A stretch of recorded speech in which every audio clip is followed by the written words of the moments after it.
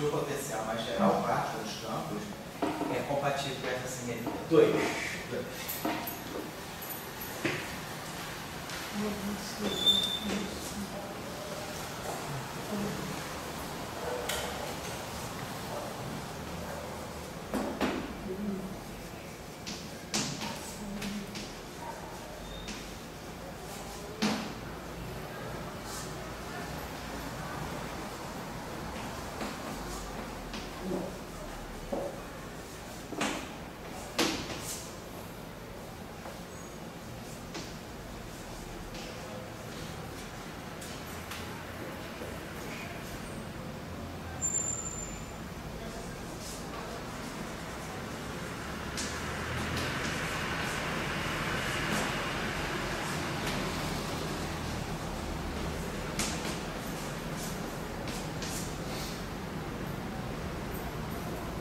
É alternativo.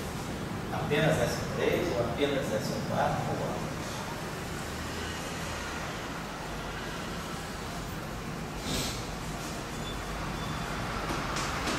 então, tenham pensado nessa questão, tá?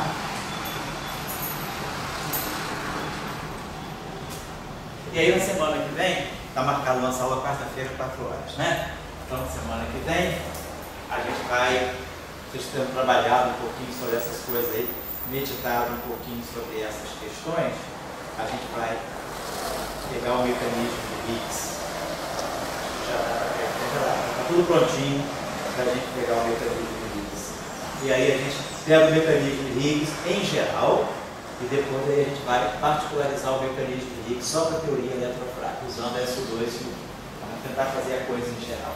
Então o que está em jogo aí, o que é importante, não é nem o mecanismo de Higgs. O que é importante é esse mecanismo de quebra espontânea da simetria, que é isso que vai definir para a gente, né, o setor de Boltzmann.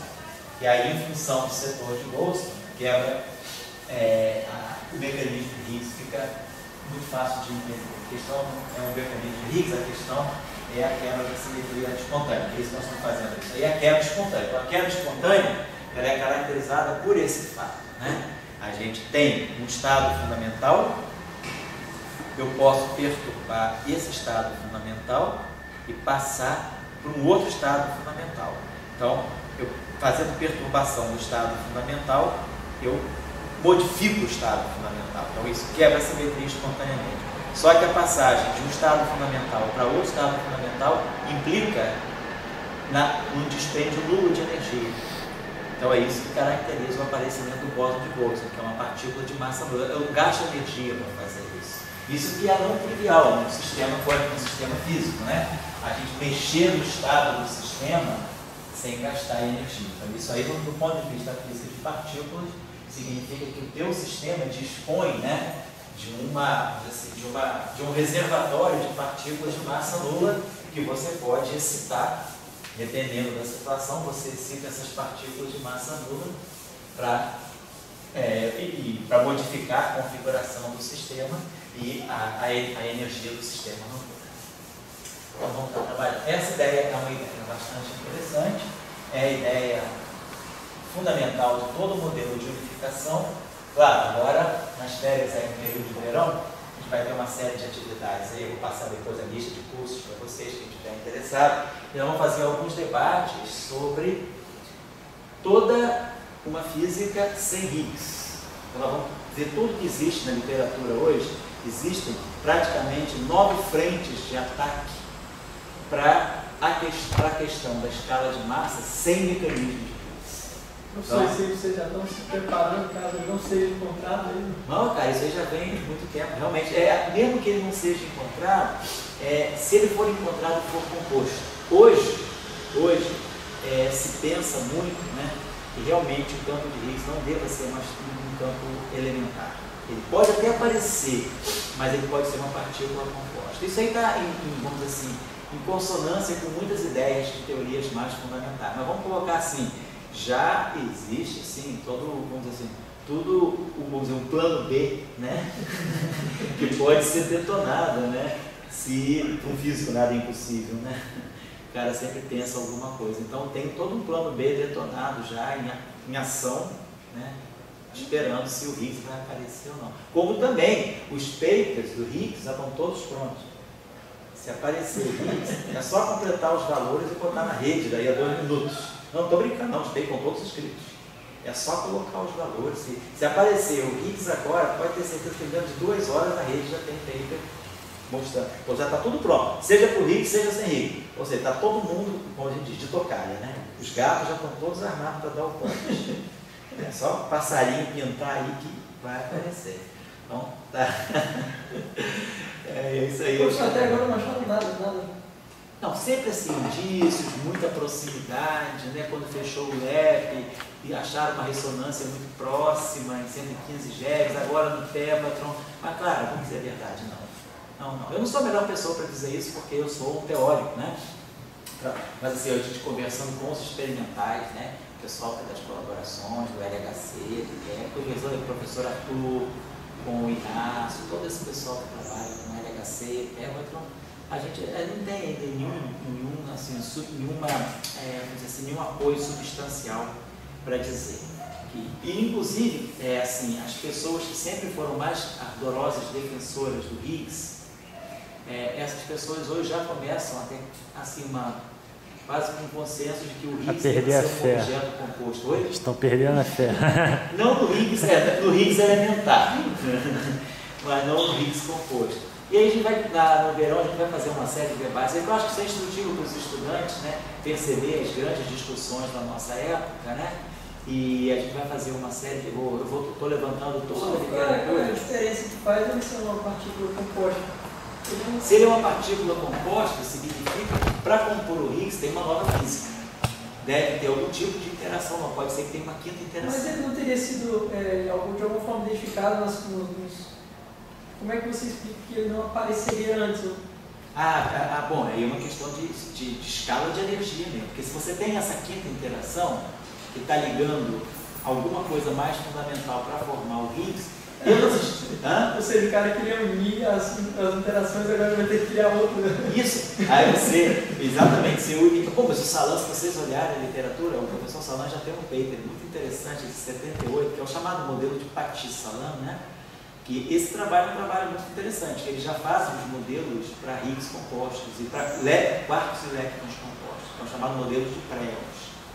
Então, porque a gente sempre pensa, né? O que a história da física tem mostrado, o que é elementar hoje, não é elementar amanhã. Né? Então, antes se pensava que o próton fosse elementar, o nêutron fosse elementar, já se viu que não são. Então, a gente começa a ver que e a própria Dirac tem uns estudos muito interessantes. Tem um trabalho do Dirac de 63, um trabalho muito bonito do Dirac, que ele mostra que, pela estrutura do espaço de Minkowski, se a gente acredita que a gente vive no espaço de Minkowski, vamos acreditar pelo menos nisso, né, que o espaço não é uma fantasia, que a gente vive no espaço de Minkowski, e ele faz a extensão mínima de toda a simetria do espaço de Minkowski, que é a extensão máxima, não mínima, a extensão máxima, que é o grupo conforme. Se você for olhar na estrutura do grupo conforme, o grupo conforme, que é uma simetria boa assintoticamente das interações fundamentais, o grupo conforme ele tem uma representação de partículas que não aparecem no grupo de Poincare. Você não consegue ver esses objetos chamados singletons, né? Em português é singleton. Você não consegue ver esses singletons no espaço de Minkowski, nem no grupo de Poincare. Esses singletons, eles são representações típicas do grupo conforme, mas que não vivem no espaço de Minkowski.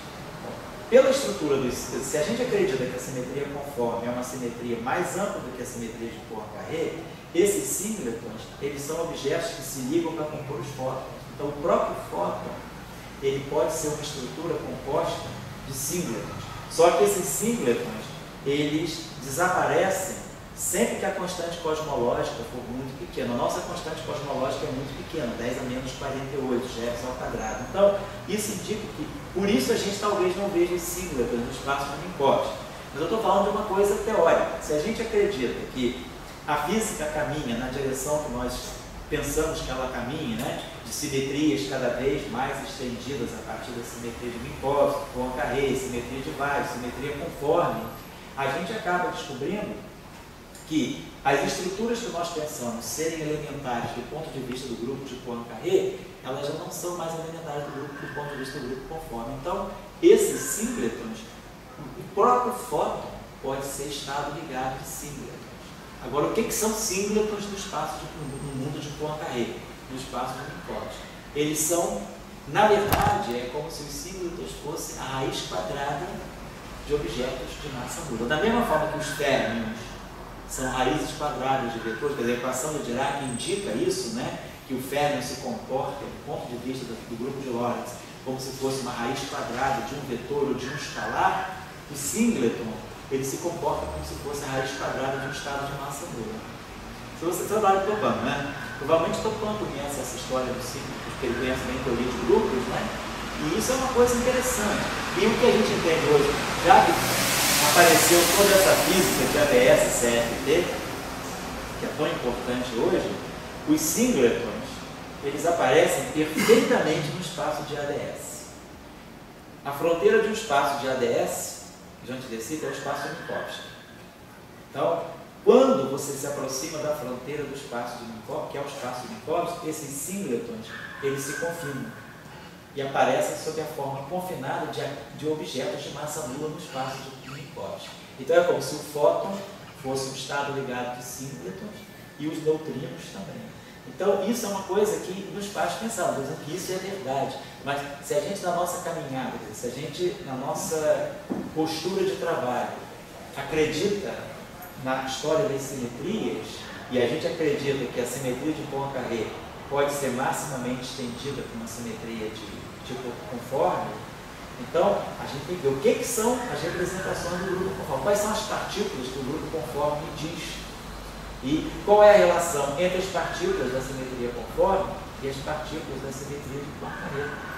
E aí a gente sabe, se a gente está fazendo uma física cada vez mais fundamental, se eu vou em níveis cada vez mais fundamentais da matéria, pode ser que a gente venha descobrir realmente novas estruturas que compõem objetos que nós pensamos ser realmente elementares.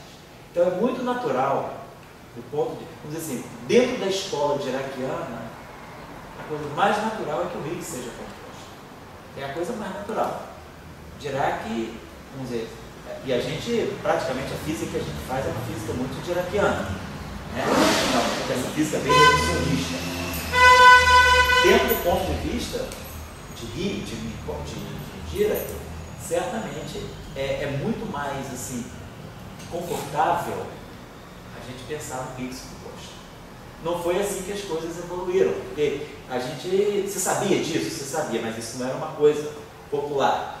Claro, o próprio Salan, quando fez a teoria, né, eletrofrágil com Weinberg e Glashow, claro que o Salan conhecia isso, ele era discípulo lá do Dirac, e esse trabalho do Dirac é de 63, o Salan trabalhou muito na simetria conforme entre 68 e 71, então ele conhecia essas coisas. Mas naquele momento não era importante isso para o modelo padrão. Hoje, com essa discussão de ADS e CFT, a importância de física no espaço de anti-de Sitter e a conexão entre uma física em anti-de Sitter e uma física conforme no espaço de Minkowski, essas ideias começam a ficar muito importantes de novo. E aí, cara, nesse momento, não dá para pensar no Higgs que não seja composto. Então é um pouco por aí que as coisas estão caminhando. Vamos discutir sobre isso no curso de verão. Eu vou abrir uma sessão, é aula, não é curso não.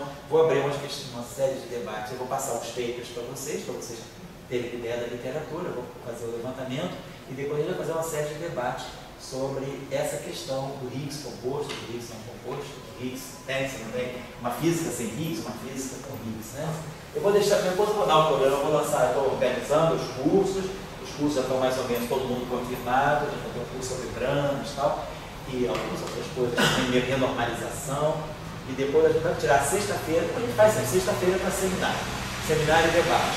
Aí eu vou incluir esse ano um debate interessante sobre Higgs, porque esse ano que vem agora, né, esse ano do LHC, né, 2012, já é um ano mais decisivo do LHC. Então eu acho que é importante vocês, né, que são jovens aí, estarem sabendo o que está acontecendo, o que está rolando de importante nesse setor aí do Higgs, né, sobre a possibilidade de aparecer composto, de aparecer elementar, física sem Higgs, né, geração de escala, isso que a gente chama hoje de um setor fortemente acoplado para gerar escala de quebra fraca, quer dizer, quarta geração de leptons e quarks, né? Isso já é uma questão importante também. Será que já não existe, já se, digamos, preconiza a existência de uma quarta geração de quarks e de leptons? E essa quarta geração, ela tem um acoplamento, ela está fortemente acoplada. No fundo é um pouco isso, essa quarta geração, ela vai compor o Higgs. Então seria como se fosse realmente uma quarta geração com uma quinta força. Então são ideias que são, digamos assim, sérias, né? Não quer dizer que elas estejam corretas, mas são pensamentos que estão se cristalizando aí na comunidade e agora com os resultados que começarem a sair do LHC a partir de 2012, 2013, essas ideias vão ser muito assim, discutidas. Algumas podem cair, outras podem se confirmar, melhor podem se consolidar. Eu acho que é importante vocês terem uma... Não precisa trabalhar nisso, vai ter uma cultura nisso, né? Porque a comunidade internacional vai estar discutindo isso. Certo? Então a gente se vê quarta-feira, 4 horas da tarde, tá? Aí você sabe desmontar esse aparelho. Tá joia.